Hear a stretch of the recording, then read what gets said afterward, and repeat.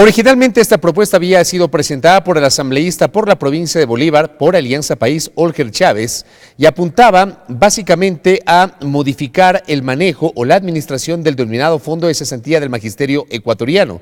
Lo que ha hecho la Comisión Legislativa de Derechos de los Trabajadores y Seguridad Social es plantear un ámbito mucho más amplio, no solamente circunscribirse a los temas del magisterio, sino también a otros fondos que suman 54 en total que estarían bajo el mandato pues de esta eventual normativa, de esta eventual reforma legal. Y digo eventual porque recién este jueves se producirá el primer debate y más adelante se analizará la posibilidad de aprobar en segunda y definitiva discusión esta propuesta. La asambleísta Kerly Torres, quien integra la Comisión Legislativa de Derechos de los Trabajadores, nos visita acá en el noticiero de la Televisión Legislativa. Asambleísta, bienvenida, ¿cómo le va? Un gusto, gracias por la oportunidad de poder conversar de este importante tema con toda la ciudadanía. ¿Por qué decidieron ustedes no circunscribirse al tema del magisterio, sino ampliarlo a otros fondos previsionales? Bueno, en realidad el proyecto del compañero Olger Chávez nace desde la petición de un gran sector de maestros, pero en todo caso la comisión consideró que deberíamos legislar de manera amplia y para todos los sectores que estuvieran implicados en un tema como el magisterio, en lo de los fondos de cesantía. Además, pues la ley, el reglamento de la función legislativa también nos permite justamente hacer la modificación que nosotros consideremos necesaria en el debate de un proyecto. En esa medida la comisión ha considerado pertinente que podamos hacer el análisis de todos los fondos. Hemos mantenido reuniones con la Superintendencia de Bancos, que es la que tiene la potestad de regular estas entidades financieras, y es la Superintendencia de Bancos la que nos da la información de que existen 63 fondos previsionales cerrados que se manejan de esta manera. Hay algunos que nacieron con fondos netamente por la transferencia que se hizo del aporte desde el patrono, es decir, desde el Estado, y hay otros que han nacido exclusivamente con fondos netamente personales. Por eso nosotros hemos hecho la clasificación, y de estos son 54 fondos los que en su origen o en el camino, como es el caso del Fondo de Magisterio, han recibido aportes desde el aporte del patrono, que es el Estado. Esa parte es importante porque mucho se ha discutido en estas horas, tanto por parte de los actuales directivos del Fondo de Cesantía del Magisterio, que lo preside Juan José Casteló, cuanto de otros sectores que aparecen como detractores de esta iniciativa, de que son recursos privados de los futuros cesantes, me refiero a los miembros del magisterio ecuatoriano, en el momento que dejen su vida laboral, y que al ser recursos privados, ellos sabrán dónde los guardan, dónde los ahorran, que ahí no hay ningún papel por parte del Estado.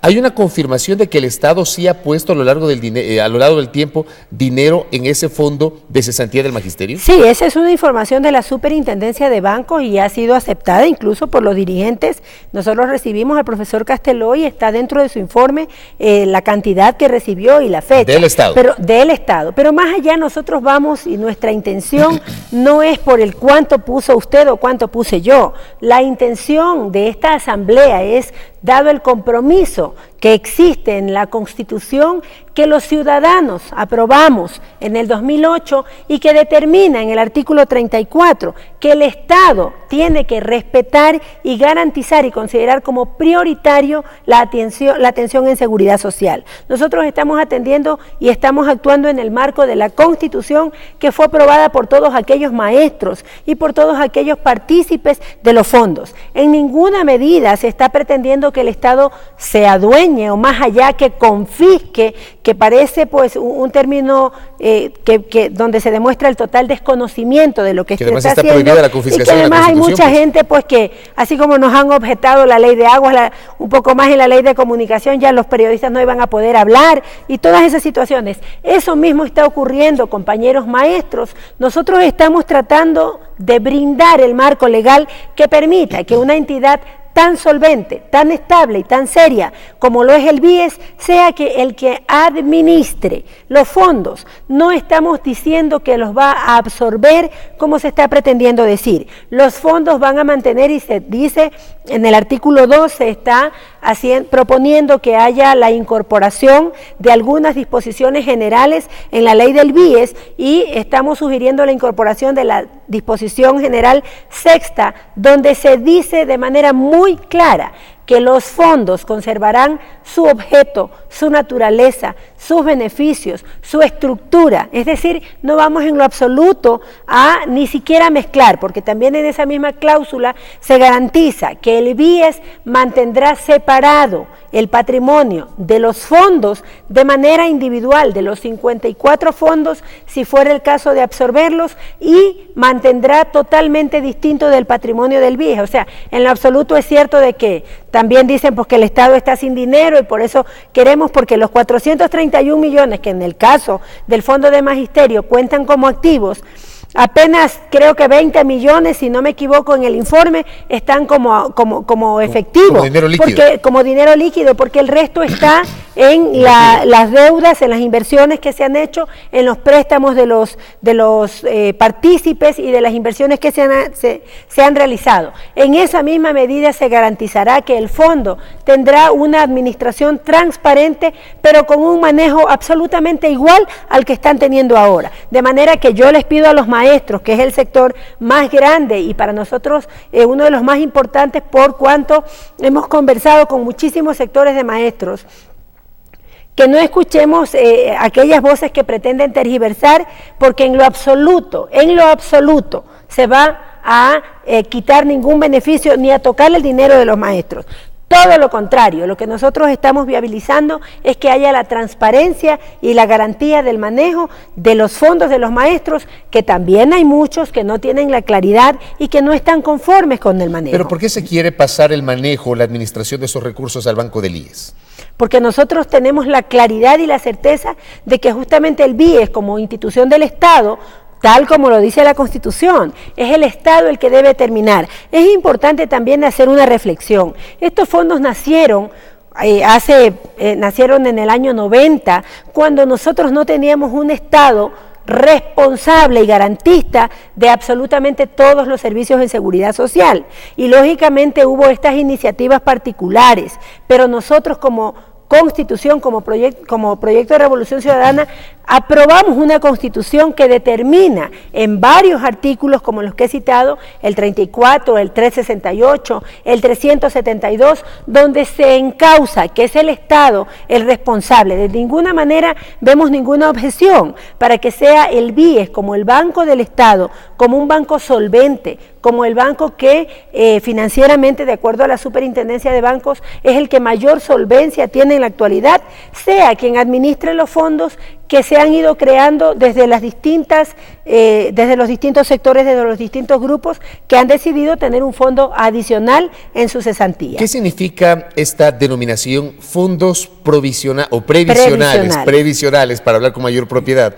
Incluso hay un proyecto, en el proyecto de enmienda se está corrigiendo, se está incorporando esta suerte de fe de ratas. Fondos previsionales complementarios cerrados. ¿Por qué se denominan cerrados? Los fondos previsionales cerrados tienen la naturaleza de que son absolutamente para un sector determinado dentro de un grupo, para ese sector. Por ejemplo, los maestros, los trabajadores de la empresa eléctrica, los trabajadores de la aduana, es decir, se denominan cerrados porque no puede haber la participación de personas que no sean parte de ese sector que los está creando. Y son, sí vale la aclaración, correcto. En la Constitución hay un error, está como fondos en el artículo 372 habla de provisionales, justamente dentro de los artículos que estamos enviando en la enmienda se está corrigiendo el término porque son fondos previsionales. ¿Por qué de los 64 solamente se pasaría a administrar 54? ¿Qué pasa con el resto? Porque de acuerdo al informe de la Superintendencia de Bancos, estos otros 10 fondos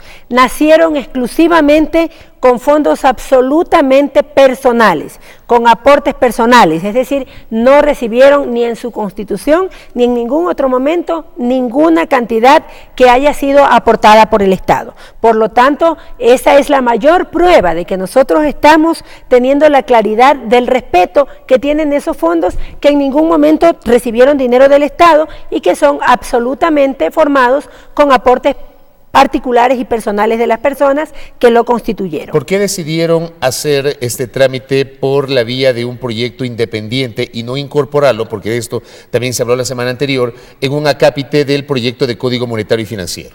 Bueno, hubieron algunas observaciones, incluso habían algunos criterios en torno a que fuera dentro del código que se pudiera revisar, pero justamente teniendo la claridad de que había que ser más amplios en la discusión y en el debate, decidimos que la mejor opción justamente para transparentar esta acción que se está realizando desde la Asamblea Nacional, se lo hiciera como una ley que nos permita hacer todo este amplio debate y este amplio conocimiento de los sectores que están implicados. Durante la jornada de este martes, ustedes como bancada de Alianza País mantuvieron un taller en la mañana para analizar este tema. ¿Cuál es el sentir de los legisladores? ¿Se pudieron absolver algunas dudas? ¿Hubo precisión, claridad? ¿La bancada está unida frente a este proyecto? Sí, definitivamente, como en todas las acciones de esta asamblea, quienes pertenecemos a este proceso de Revolución Ciudadana, este proyecto, tenemos la claridad y sí hay algunas inquietudes justamente en torno a los argumentos que se están esgrimiendo desde la oposición. Y bueno, el acuerdo de la bancada ha sido justamente que podamos difundir toda la información que nosotros como comisión hemos tenido la oportunidad de adquirir para que todos tengamos la claridad de lo que estamos haciendo y sobre todo para que tengamos la tranquilidad de que estamos actuando dentro del marco constitucional y dentro de lo que nos ha pedido un gran sector de ecuatorianos. Por lo tanto, la bancada está firme. Normalmente, que como ocurre en todos los proyectos de ley, aspiramos que en este primer debate el día jueves podamos recibir una gran cantidad de insumos para poder mejorar el proyecto definitivamente, y esperamos que desde la bancada y desde todos los sectores puedan hacer esas observaciones que nos permitan alimentar y de manera que quede dado, ya llegando al segundo debate, un proyecto pues netamente consensuado y que dé totalmente tranquilidad a todos los partícipes de todos los fondos que están inmersos en este proyecto de ley. Asambleísta, gracias por su tiempo. Gracias a usted. Gracias. Kerly Torres, quien es asambleísta integrante de la Comisión Legislativa de Derechos de los Trabajadores, legisladora por Manabí, comentando con nosotros detalles de lo que es el informe para primer debate de este proyecto que permitirá pues una modificación de la administración de 54 fondos complementarios previsionales cerrados, un tema que ha generado polémica y que será debatido en primera en la sesión número 287 del Pleno de la Asamblea prevista para este jueves a partir de las 9 de la mañana con 30 minutos. Una pausa.